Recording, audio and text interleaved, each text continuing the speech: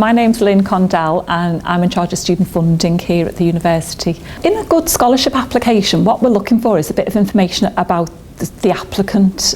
It's not like the UCAS application. I know quite a lot of students, they ring up and they say, oh, I've already told you this in my UCAS application.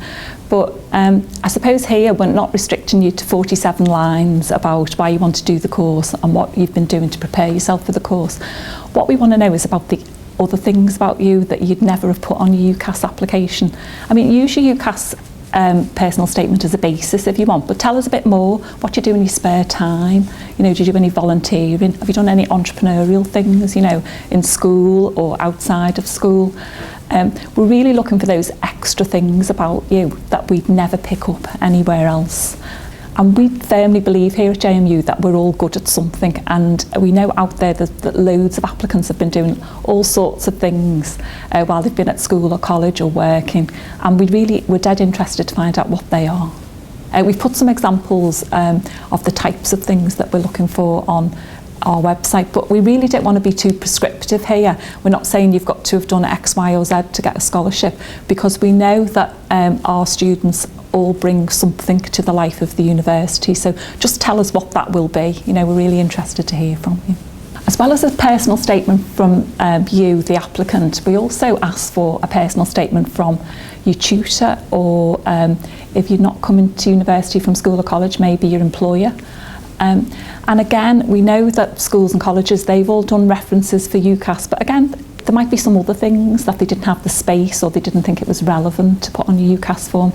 Again, UCAS forms, we know that people are focusing on why you should go on that course or why they should be given a place on that course. This is just about those other things. You know, are you committed? Do you turn up all the time? You know, are you... how do you contribute to the life of the school or the college? Because we know that when you come to university, you're likely to carry on doing those things. So that's what we're really interested in finding out. Again, it's not a test. We really don't want people to be put off by this. We just want to know a little bit about you.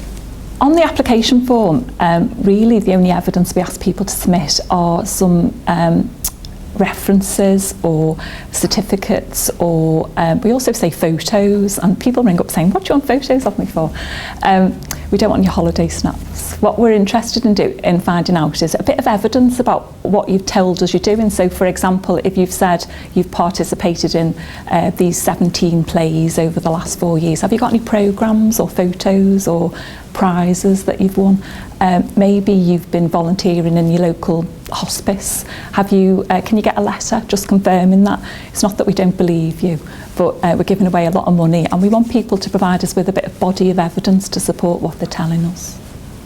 I would also say, if you think, oh, I haven't got any certificates or I've thrown them all away, don't worry, still apply, and we'll write to you for more information if we need it. Don't be put off if you haven't got programmes from the 17 plays that you did at school. We still want an application from you. We still want to hear about what you've been doing.